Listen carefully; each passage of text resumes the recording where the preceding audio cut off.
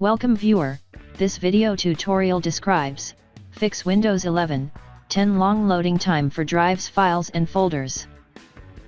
First method is, open File Explorer, right-click Problematic Drive, click Properties.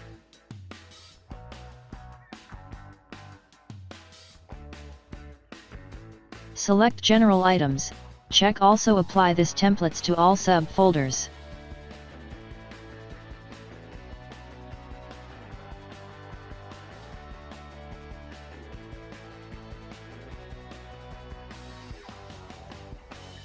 Second method is type Disk Cleanup in Windows search bar, click Disk Cleanup.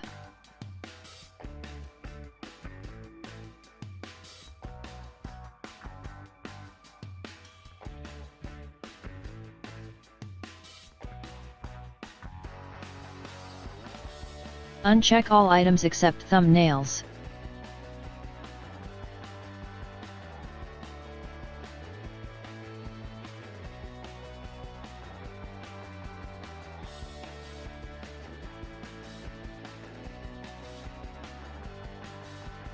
I hope this tutorial helps to you.